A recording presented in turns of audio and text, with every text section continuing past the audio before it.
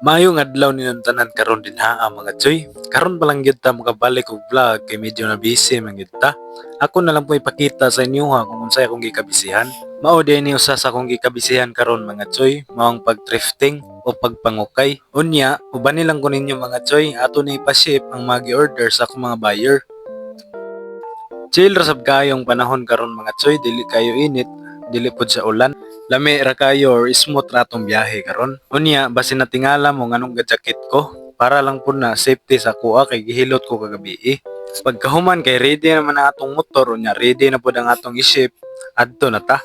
Unya lang nako ni udto i-ship mga choy kay medyo busy pa man ta sa trabaho ani. Atua lang ning idalikyat og ship unya pag dili na kay busy. Duol ra man sa Ginoo ang among trabahoan sa among balay. Manang dali ra ko nakaabot dinha mga choy. Ug syempre, dala-dala gyapon nato ang mga item nga atong ipa-ship.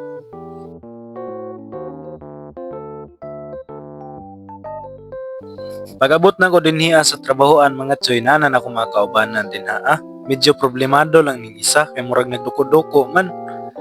Pero ni katawa raman sa bugkalit, kulang sa lang siguro ni og pamahaw. Bilib gyud ko aning mga tawhana kay musayo gyud sila. Pero mas mobilib gyud ko sa design sa ulo aning tawhana. I-fast forward na lang po nato mga choy. Insakto man sab nga karong adlaw house blessing sa balay sa among amo. Mao nang berting lipayas mga tisoy dinha ang mga choy kay nakalibre gyud mi og paniudto. Makaingon na lang gyud kaanig, thank you Lord. Ubay-ubay gyud pud ang akong nakaon dinha ang mga choy. Pero joke ra na. Tinuod lang mga choy, kana ragong normal nga kaon akong gikaon dinha Dili kay tanang padagan-dagan kay makadaot sab na sa tuwa.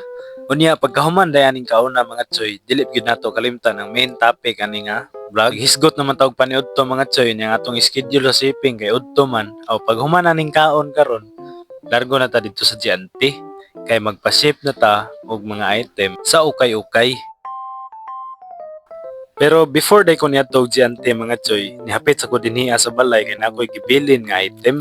Ningingon mo gud ang isa ka buyer mga choy nga iyahara daw hapiton dinhiya sa balay ang iyahang na order. Siya ra pud isa dinhiya sa duol nako mga choy ang akong gihatod karon pero daghan pa dito sa balay. Then the rest dito na sa mga layong dapit. Mo nang kinahanglan gid sa pa-ship using Giante.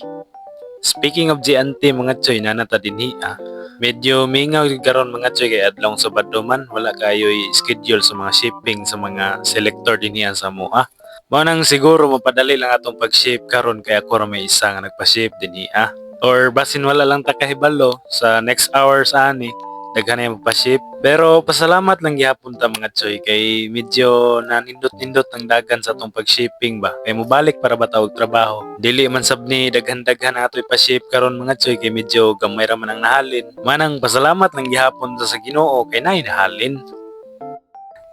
Unya samtang ga-input na si ma'am dinha sa mga tao nga atong pasipan. Ako dinhi andam lang po kwarta para pag-ingon niya pila tanan o ato na pong bayaran. Pasalamat jud og dako sa atong mga buyer dinha mga choy no. Shout out kay ninyo. Salamat sa inyong pagsuporta sa akong gamay nga negosyo. O gunya mo na din to mga choy, human nag-input ni ma'am. Iyahan na lang po nang gipang pilit na mga waybill dinha mga choy kay aron napud tay basis ba kung aha na pud nagpadulong or aha na dapit ang atong gipadala para pud matrace nato mga choy kung niabot na ba or wala pa ang item nga atong gipadala dito sa layong dapit.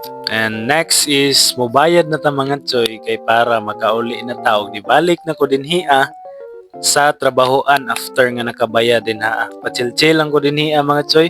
Tanaw-tanaw ning bag-o natong na thrift kaning Thailand elephant ang iyahang print front na ay print back and front. And after that mga choy, pauli na sabta kay humana man ang trabaho. So, peace!